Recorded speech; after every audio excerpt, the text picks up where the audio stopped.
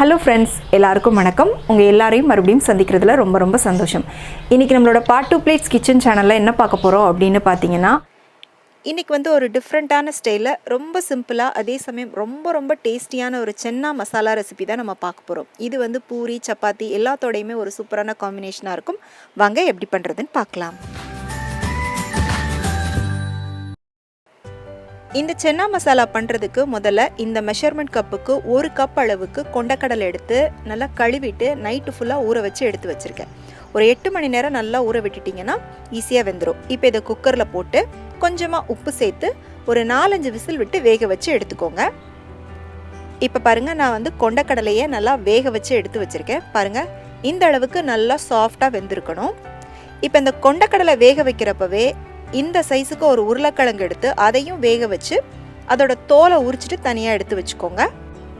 இப்போ ஒரு கடாயில் ஒரு 4 டேபிள் ஸ்பூன் அளவுக்கு எண்ணெய் ஊற்றிக்கோங்க. எண்ணெய் சூடானதோ அதில் ஒரு 1/2 டீஸ்பூன் ஷாகி ஜீரா, 2 ஏலக்காய், 2 கிராம்பு, இந்த சைஸில் ஒரு சின்ன துண்டு பட்டை போட்டுக்கோங்க. கூடவே ஒரு பிரிஞ்சி இலை போட்டுக்கோங்க. இப்போ இது வறுபட்டதுக்கு அப்புறமா இது கூட நல்லா 1 டேபிள் ஸ்பூன் அளவுக்கு இஞ்சி பூண்டு விழுது சேர்த்துக்கோங்க. இஞ்சி பூண்டு விழுது சேர்த்துட்டு வதக்கி விட்டுக்கோங்க. இப்போ இந்த இஞ்சி பூண்டு வந்து எண்ணெயில் நல்லா வதங்கணும். வதங்கி அதோட பச்சை வாசனை மாறணும். அது வரைக்கும் வதக்கிக்கோங்க. இஞ்சி பூண்டோட பச்சை வாசனை நல்லா கம்ப்ளீட்டாக மாறினதுக்கு அப்புறமா 2 பெரிய வெங்காயத்தை மிக்சியில் போட்டு நல்லா மையாக அரைச்சிட்டு இது கூட சேர்த்துக்கோங்க. சேர்த்துட்டு இதையும் நல்லா வதக்கிக்கோங்க. இந்த வெங்காயம் வந்து நல்லா வதங்கணும்.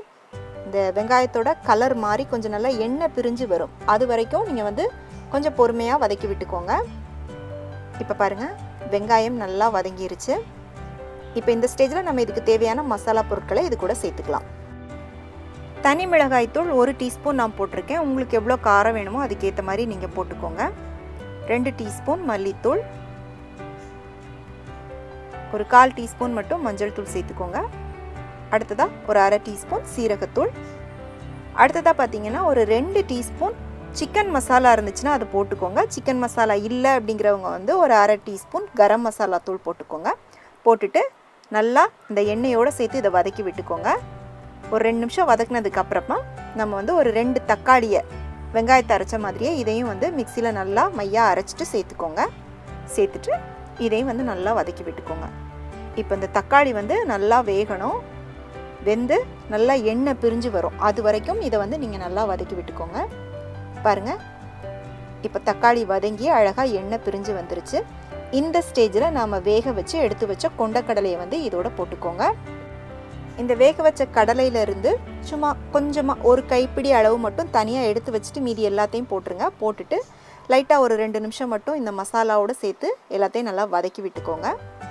கூடவே 2 பச்சை மிளகாய் வந்து நீள வாக்கில் கீறி போட்டுக்கோங்க. போட்டுட்டு இதையும் சேர்த்து நல்லா வதக்கிக்கோங்க. வதக்கியாச்சு. இப்போ இதுக்கு தேவையான அளவுக்கு தண்ணி ஊற்றிக்கலாம். தண்ணி வந்து நான் 2 கப் அளவுக்கு ஊற்றிருக்கேன். நீங்கள் வந்து அந்த கொண்டக்கடலை வேக வச்ச தண்ணி இருக்கும் பார்த்தீங்களா, அதையே கூட அப்படியே ஊற்றிக்கலாம். ஊற்றிட்டு நல்லா கலந்து விட்டுக்கோங்க. இப்போ உப்பு செக் பண்ணி பார்த்துட்டு எவ்வளோ தேவையோ அதுக்கேற்ற மாதிரி போட்டுக்கோங்க. நம்ம ஏற்கனவே கொண்டக்கடலை வேக வைக்கும் போதும் உப்பு சேர்த்துருக்கோம். அதனால் பார்த்துட்டு கரெக்டாக போட்டுக்கோங்க. போட்டு நல்லா கலந்து விட்டுக்கோங்க. இப்போ அப்படியே இதை வந்து மூடி ஒரு 10 நிமிஷத்துக்கு நல்லா கொதிக்க விட்டுக்கோங்க.